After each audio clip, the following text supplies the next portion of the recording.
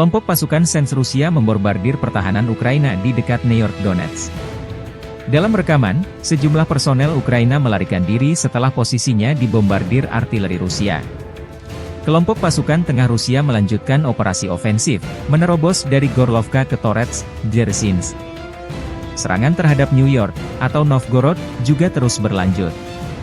Pejuang kami menggempur benteng musuh dengan artileri bertubi-tubi, menghancurkan posisi dan infanteri, dan membuat orang yang selamat melarikan diri, demikian keterangan video RV Voenkor 1 Juli 2024.